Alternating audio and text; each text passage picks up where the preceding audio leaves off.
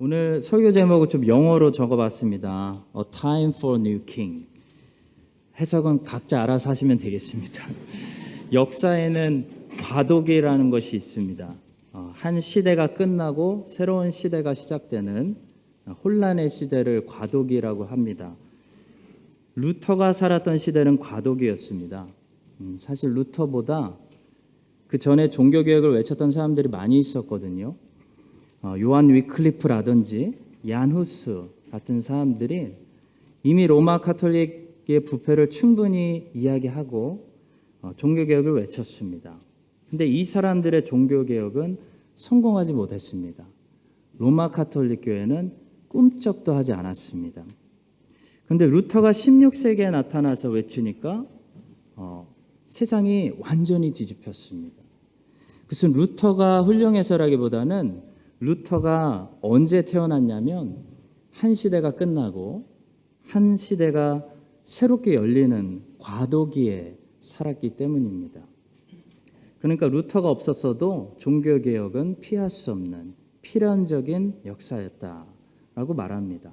이미 그 당시 유럽은 천년이라는 이 중세시대에 종말을 맞이하고 있었습니다. 그래서 과도기는 혼란의 시대이지만 기회의 시대이기도 합니다. 기대할 수 있다는 거죠. 하나님께서 이 혼란 속에서 케이오스 속에서 어떤 질서, 코스모스를 만드실까 기대할 수 있는 시기입니다. 성경에 나오는 인물들 중에서도 이런 과도기에 살았던 사람들이 있었는데요. 그 중에 한 사람이 사무엘입니다. 사무엘은 350년 사사시대와 500년 왕정시대가 서로 교차되는 엄청난 과도기에 살았습니다. 사무엘은 아론의 넷째 아들인 이가봇의 계열의 제사장직이 엘리에서 종결되는 것을 봤습니다. 제사장 라인이 바뀌는 그런 과도기에 살았습니다. 사무엘은 베냐민 출신의 왕 사울에서 유다 지파 출신의 이새의 아들 다윗으로 왕조가 바뀌는 그런 과도기에 살았습니다.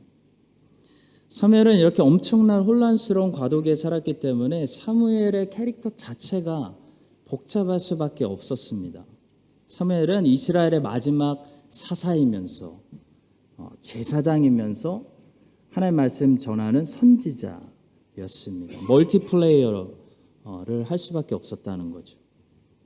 자, 그런데도 사무엘은 이런 과도기 속에서 하나님 백성들을 안정시키는 새 역사를 여는 그런 위대한 하나님의 종으로 쓰임 받았습니다. 우리도 엄청난 혼란스러운 세상이 완전히 무슨 죽처럼 이렇게 새롭게 되는 그런 과도기에 살고 있는데요. 이럴 때 사무엘처럼 하나님께 잘 쓰임 받으려면 무엇을 우리가 기억해야 될까요? 오늘 본문이 몇 가지를 가르쳐 줍니다. 첫 번째로 하나님의 때를 구별하는 사람들이 돼야 됩니다. 하나님의 시간에는 역사에는 때라는 것이 있습니다. 그 시대마다 시대적 소명이 있다는 거죠. 눈에 안 보여도. 애굽에 들어가야 될 때가 있고 애굽에서 나와야 될 때가 있습니다. 바벨론으로 가야 될 때가 있고 바벨론에서 돌아와야 될 때가 있다는 거죠. 여러분이 야곱이라면 애굽에 들어가셔야 되고 여러분이 모세라면 애굽에서 나오셔야 됩니다. 여러분이 에스겔이라면 바벨론으로 가셔야 되고 여러분이 에스라라면 바벨론에서 돌아오셔야 됩니다. 시대적 소명이 있습니다. 전도서 3장은 하나님의 시간, 하나님의 때를 이렇게 이야기합니다. 1절부터 8절까지 너무 좋은 말씀이어서 제가 한번 다 읽어보겠습니다. 범사에 기한이 있고 천하만사가 다 때가 있나니 날 때가 있고 죽을 때가 있으며 심을 때가 있고 심은 것을 뽑을 때가 있으며 죽일 때가 있고 치료할 때가 있으며 헐 때가 있고 세울 때가 있으며 울 때가 있고 웃을 때가 있으며 슬퍼할 때가 있고 춤출 때가 있으며 돌을 던져버릴 때가 있고 돌을 거둘 때가 있으며 안을 때가 있고 않는 일을 멀리할 때가 있으며 찾을 때가 있고 잃을 때가 있으며 지킬 때가 있고 버릴 때가 있으며 찢을 때가 있고 꿰맬 때가 있으며 잠잠할 때가 있고 말할 때가 있으며 사랑할 때가 있고 미워할 때가 있으며 전쟁할 때가 있고 평화할 때가 있느니라. 하나님의 역사, 하나님의 시간에는 항상 때가 있다. 시대적 소명이 있다라는 말씀입니다. 자, 본문에 보시면 하나님은 이제 사울을 버리셨습니다. 그리고 다윗이라는 새로운 왕을 세우려고 일어나셨습니다. 새 때가 온 거죠. 근데 사무엘이 계속 사울을 위해 슬퍼하고 있었습니다. 그래서 하나님이 사울을 책망하시는데요. 하나님께서 여기서 책망하시는 것은 사무엘이 사울을 위해 슬퍼했기 때문이 아니라 사무엘이 사울을 위해 너무 오랫동안 슬퍼했기 때문입니다. 하나님 말씀 보겠습니다. 1절입니다. 여호와께서 사무엘에게 이르시되 내가 이미 사울을 버려 이스라엘 왕이 되지 못하게 하였거늘 내가 그를 위하여 언제까지 슬퍼하겠느냐? 내가 언제까지 슬퍼하겠느냐? 그러니까 이제 그만 슬퍼하자. 그 정도면 충분하다. 슬픈 시간은 충분히 보냈다. 이제 기뻐할 시간이다. 그런 말씀입니다. 전도서 말씀에 웃을 때가 있고 울을 때가 있다고 분명히 말했죠. 지금까지 충분히 울었으니까 이제는 다시 웃을 때다. 그런 말씀입니다.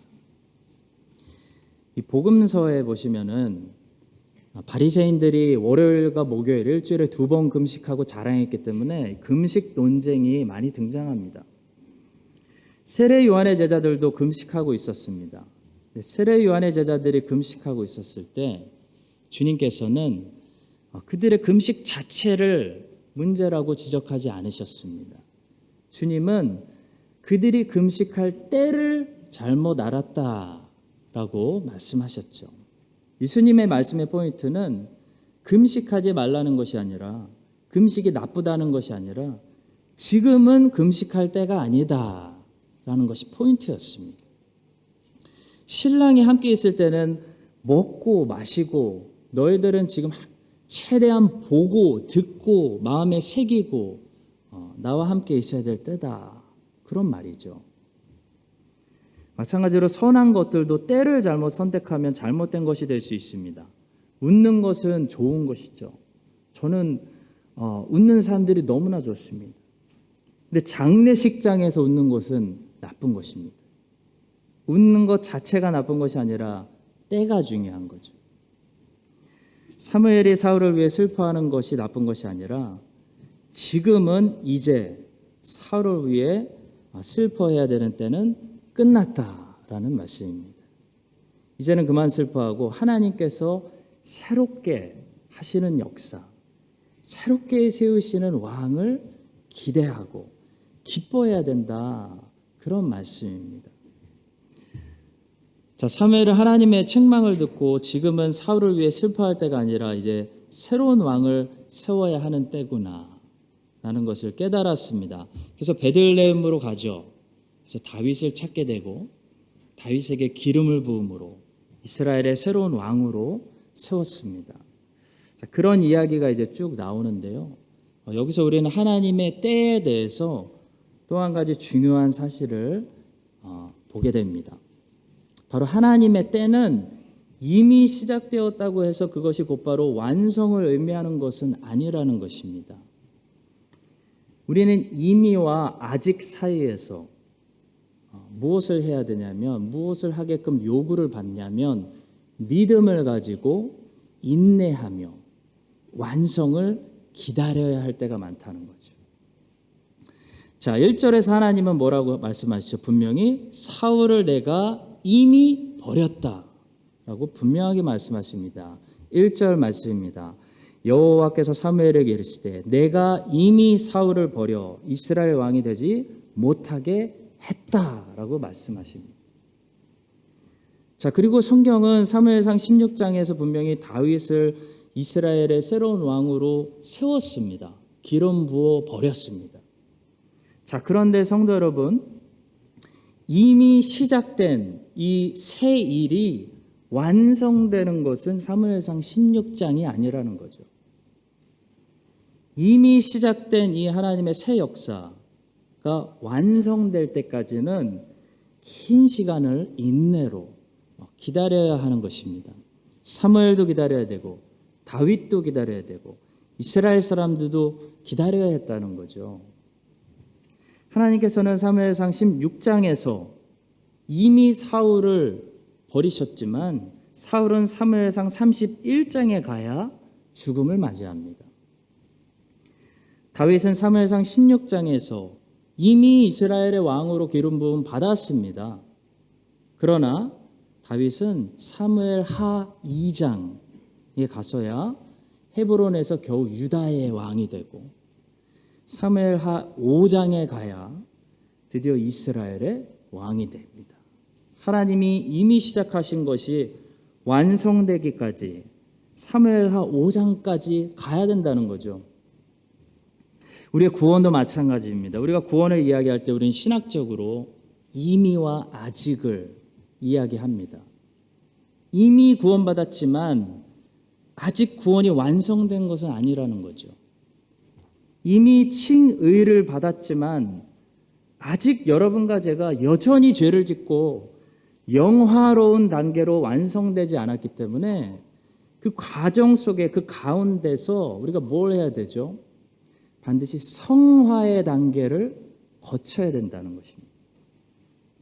마찬가지로 성도 여러분, 하나님의 때라는 것은 이미 시작되었다고 해서 지금 완성된 것이 아니라 이미와 아직 사이에서 우리가 믿음의 훈련을 받고 인내를 배우고 계속 성장하면서 기다려야 된다는 거죠. 하나님께서 우리 교회를 복주시기로 작정하셨다면 그것이 이미 시작되었을 수도 있습니다. 저는 그것이 시작되었다고 봅니다.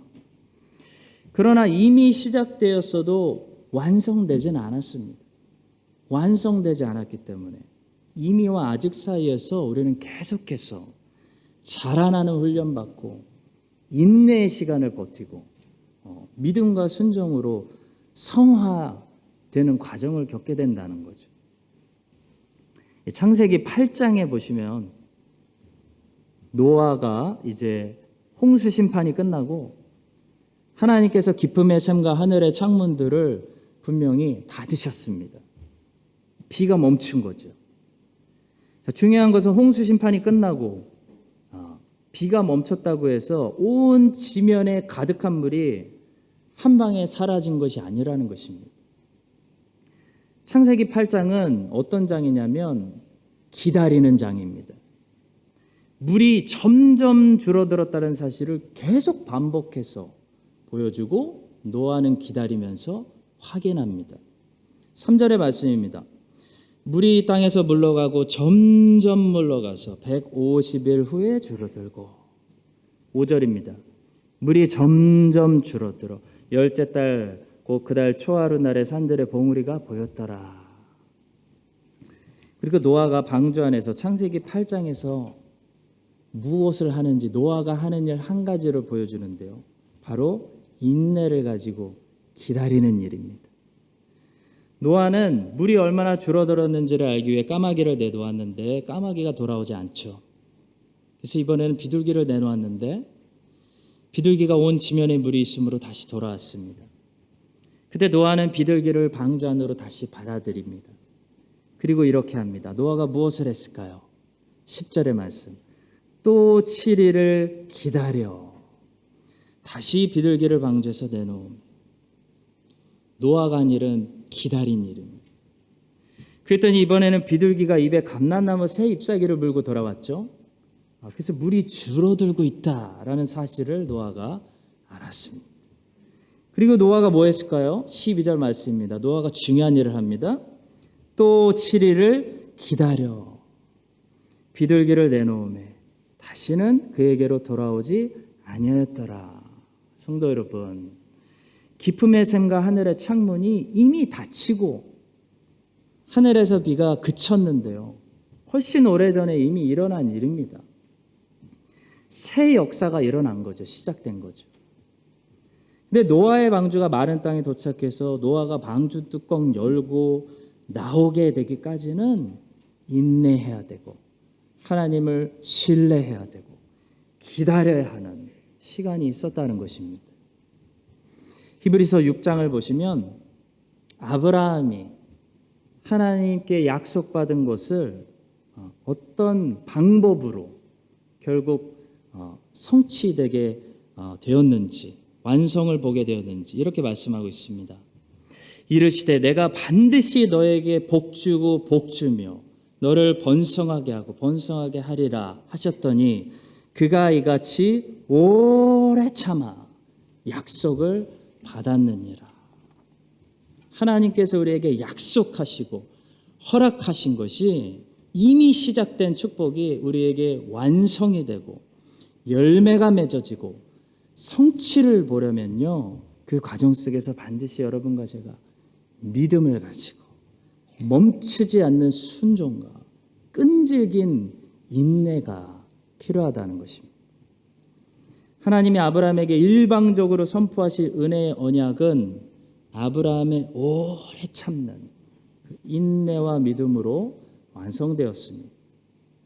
하나님께서 오늘 본문에서 다윗에게 기름 부으시며 새 왕을 세우시며 새 역사를 이미 시작하셨지만 그 소년 다윗이 정말로 왕이 되기까지는 오래 참는 훈련받는 성화되는 믿음이 시간이 필요했습니다.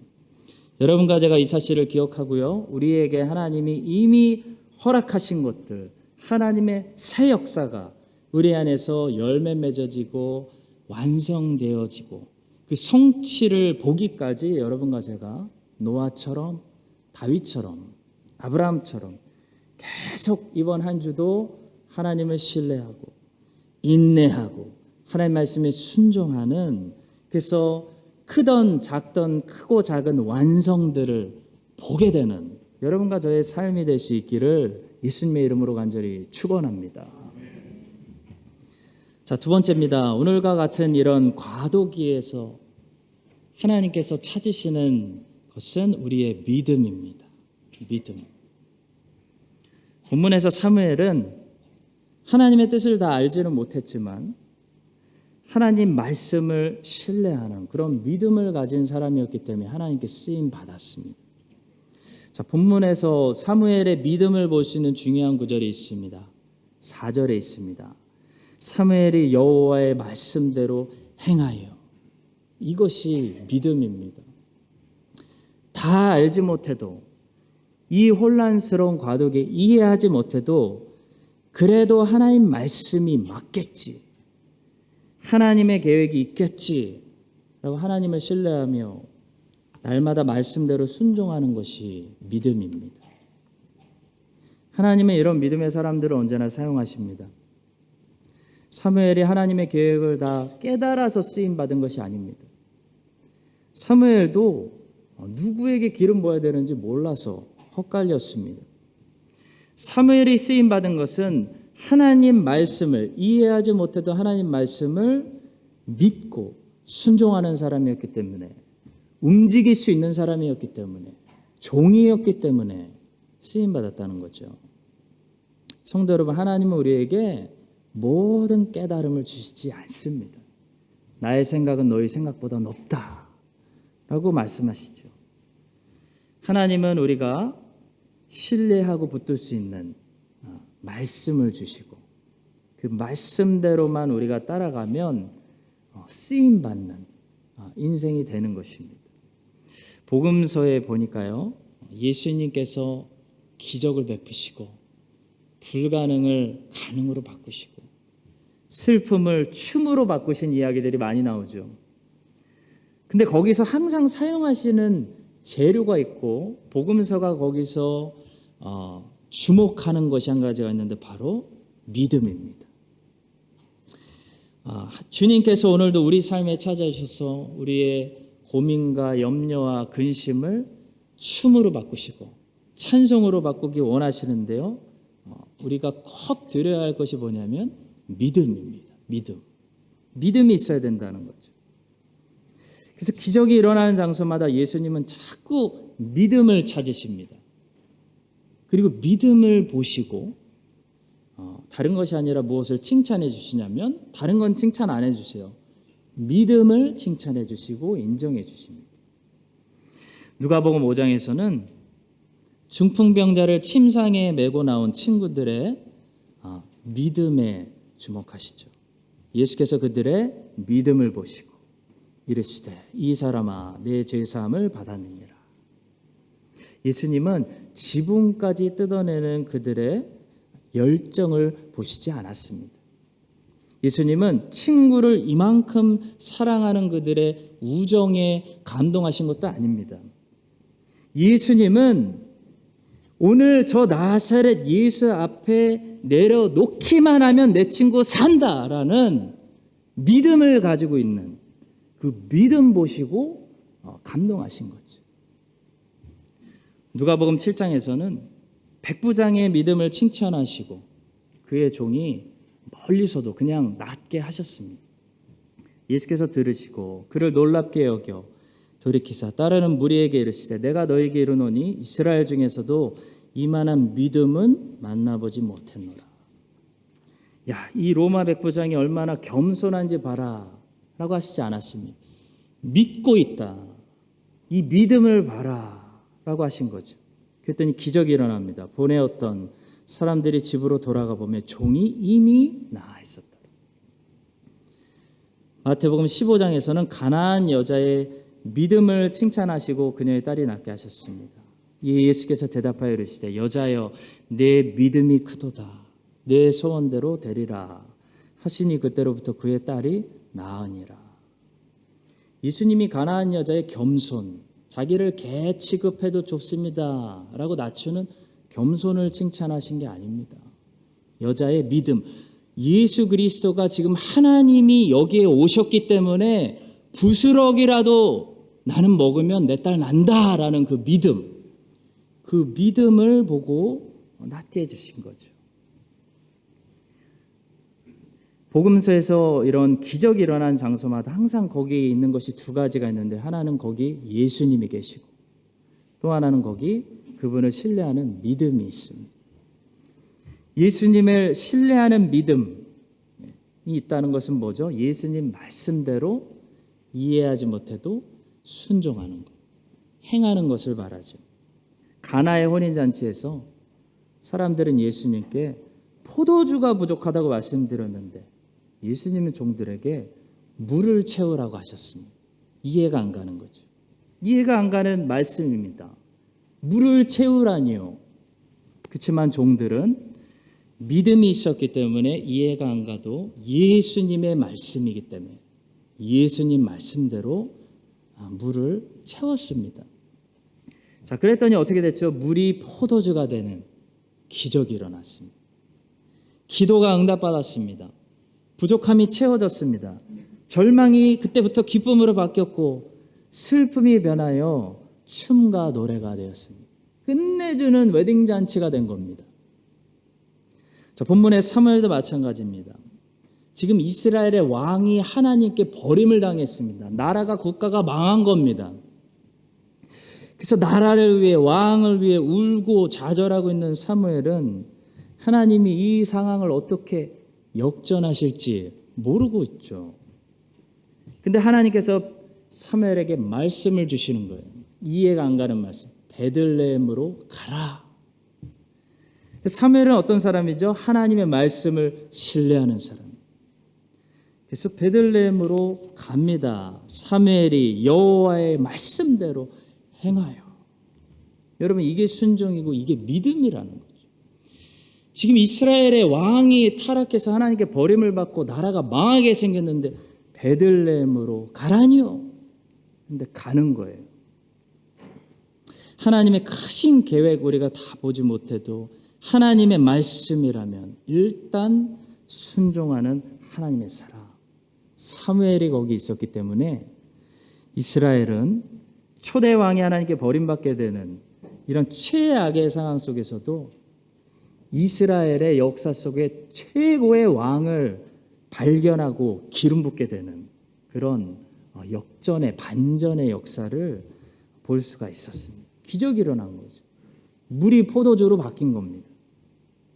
성도 여러분, 하나님은 오늘날 여러분과 저의 인생 속에서도 물을 포도주로 바꾸는, 우리의 근심, 걱정, 두려움, 이게 춤으로 바뀌는 일들을 하실 수 있습니다. 하나님은 최악의 상황 속에서도 최상의 꽃 하나를 피게 하시는 분입니다. 중요한 것은 거기에 우리의 역할이 있는데, 사무엘처럼 믿음으로 하나님의 말씀에 이해가 안 가도 나에게 명하시는 그 작은 말씀에 순종하는 사람들이 되어야 된다는 거죠. 그럴 때 거기에 절망이 소망으로 바뀌고 눈물이 웃음소리로 바뀌는, 그 사무엘 때문에, 그 믿음의 순종의 사람 때문에 그 잔치가 일어나는 그런 기적으로 바뀌는 것입니다.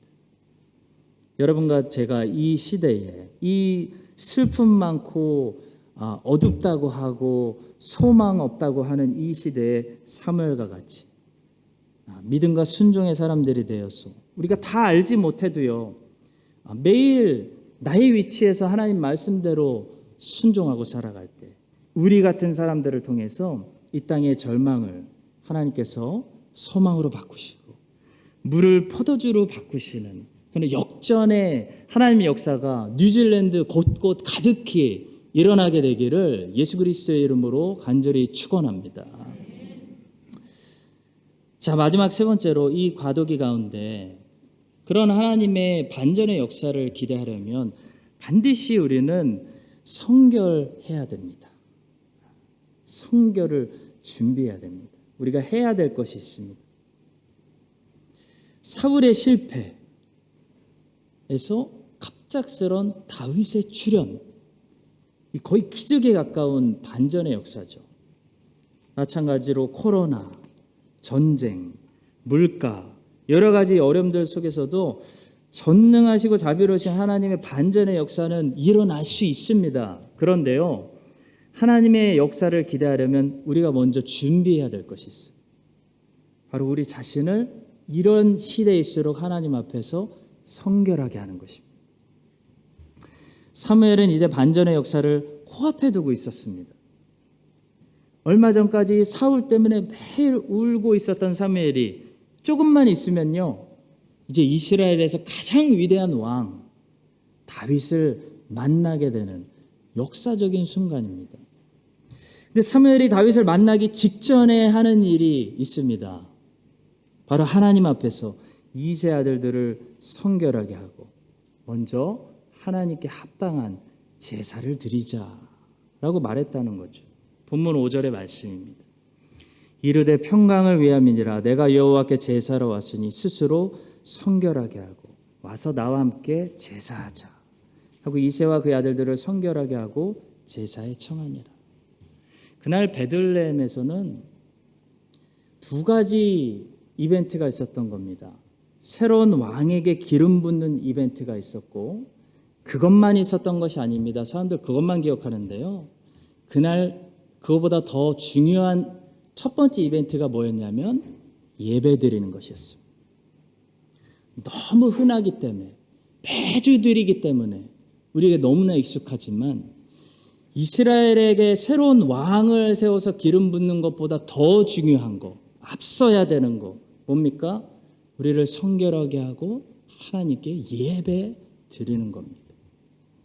성도 여러분, 우리가 사무엘이라면 우리는 하나님의 반전의 역사, 새로운 왕을 내가 보게 되는 그런 반전의 역사를 경험하기 전에 먼저 우리 자신을 성결케 하고 하나님 앞에 제사드리기에 합당한 자들로 우리를 매일 준비시켜야 하는 것입니다. 창세기의 천지창조를 보니까요, 크게 두 단계로 나누어져 있는데요, 첫째 날부터 셋째 날까지는 준비하는 시간입니다. 공간을 만드는 그런 단계고요, 넷째 날부터 여섯째 날까지는 그 공간 안에다가 이제 채우고 가득 채우는 그런 단계입니다. 자, 가득 채울 때 보니까 하나님이 무슨 단어를 사용하시냐면 복을 주신다 그래요. 복을 주시고 번성하라, 충만해라, 채워라, 이렇게 말씀하시는 것을 보게 됩니다. 자, 예를 들어 창세기 1장 22절입니다. 하나님이 그들에게 복을 주시며 이르시되 생육하고 번성하여 여러 바닷물에 충만하라. 새들도 땅에 번성하라. 충만해지고 가득 채워지고 번성하는 게 부흥이죠. 지금도 여기 앞자리에 빈자리들이 있지 않습니까? 이게 다 채워진다고 생각해 보십시오. 채워지고 충만해지고 번성하는 거. 이게 부흥입니다. 복입니다. 자, 그런데 이렇게 번성하고 충만하고 채우는 작업이 이루어지기 전에 반드시 하나님께서 선행하신 작업이 있었습니다. 바로 첫째 날부터 셋째 날까지의 작업인데요. 첫째 날부터 셋째 날까지 하나님께서 아무도 안 보지만 계속 열심히 하신 일이 있습니다. 바로 나누는 작업입니다. separation입니다. 다른 말로 하자면 구분하는 작업입니다. 구별하는 작업입니다. 첫째 날 하나님은 빛과 어둠을 나누십니다. 구분하십니다. 4절의 말씀이죠. 빛이 하나님 보시기에 좋았더라. 하나님이 빛과 어둠을 나누사. 둘째 날 하나님은 물과 물을 나누십니다. 6절의 말씀. 하나님이 이르시되 물 가운데 궁창이 있어 물과 물로 나뉘어라. 경계선을 정하시는 거죠. 셋째 날 하나님은 땅과 바다의 경계선을 구분하십니다. 그리고 넷째 날 하나님은 낮과 밤도 구분하십니다. 14절 하나님이 이르시되 하늘의 궁창에 광명체들이 있어 낮과 밤을 나뉘게 하고 그것들로 징조와 계절과 날과 해를 이루게 하라. 그리고 천지창조 하이라이트를 보면 사람을 만드시고 남자와 여자도 나누십니다. 남자와 여자도 구분하셨다는 거죠. 번성이라는 복을 주시기 전에 하나님께서 꼭 먼저 하시는 작업이 구분입니다. 왜냐하면 구분 없이 번성해버리면 번영이 복이 아니라 케이오스, 코스모스, 질서가 아니라 오히려 케이오스, 혼돈, 무질서가 되기 때문입니다. 하늘과 땅의 구분, 땅과 바다의 구분, 낮과 밤의 구분, 남자와 여자의 구분 꼭 필요합니다. 안 그러면 그게 케이오스, 천지창조 전에 있었던 공허한 무질서한 상태가 되는 거죠. 사랑하는 성도 여러분, 뉴질랜드에 사는 지금 이 시간에도 같이 곳곳에서 예배드리고 있는 우리 하나님의 백성들이 더욱더 건강하고 제발 질병 역사도 다 사라지고 번성하고 뉴질랜드의 하나님 백성들이 충만해지고 채워지고 모든 빈 교회들이 다시 채워지고 부흥되고 하늘의 신령한 것들로 채워지는 그 복을 우리가 기다리고 있는데요. 누리려면 먼저 주의 백성들이 세상에서 나와야 된다는 게 아니라 세상에서 살아가되 세상 사람들과 구분되어지는 다른 그런 속된 것들로부터 성결케 되는 역사가 일어나야 된다는 것입니다. 사무엘이 2세의 막내 아들 찾아서 왕의 기름 붓기 전에 먼저 2세 아들들 한 명 한 명을 씻기고 성결케 하고 하나님께 합당한 제사 드리는 것을 먼저 했던 것처럼 여러분과 제가 하나님 앞에 하나님 보실 때 먼저 이 땅의 모든 아직 남아있는 주의 백성들이 세상 안에서 깊이 들어가서 살아가지만 세상 사람들과 함께 살아가지만 세상 사람들과 구별되는 구분되는 그런 거룩한 사람들이 될 때 하나님께서 저는 믿습니다. 이 나라와 이 세대를 향하 예비하신 다시 하나님의 백성들로 이 땅을 채우시고 번성하게 하시고 부흥되게 하시는 그런 복이 곧 우리 앞에 임하게 하여 주시기를 예수 그리스도의 이름으로 간절히 축원합니다. 기도하겠습니다. 세상이 빠르게 변하는 혼란스러운 과도기에 저희들 살고 있습니다. 하나님 우리가 놀라지 않고 오히려 기대하게 하여 주시옵소서. 하나님의 거룩한 사람 사무엘이 거기 있었기 때문에 이스라엘이 사울에서 다윗으로 잘 넘어갔습니다. 하나님 우리 모두가 하나님이 하신 이 새 역사 앞에서 거룩한 제사장 사무엘이 되어 우리의 믿음과 순종을 통해 하나님 나라가 이 땅 뉴질랜드에 넘치고 차고 부흥되는 그런 은혜의 역사 보게 하여 주시옵소서. 예수 그리스도의 이름으로 기도합니다. 아멘. 지금은 역사의 주관자 되시는 예수 그리스도의 은혜와 하나님 아버지의 신실하신 사랑과 성령 하나님의 교통하심이 이 혼란스러운 세대 속에서 사무엘처럼 하나님의 새 역사에 쓰임받는 일꾼들이 되기로 결단하는 모든 주의 사랑하시는 자녀들 위해 이제부터 영원까지 함께 하시기를 간절히 축원드립니다. 아멘.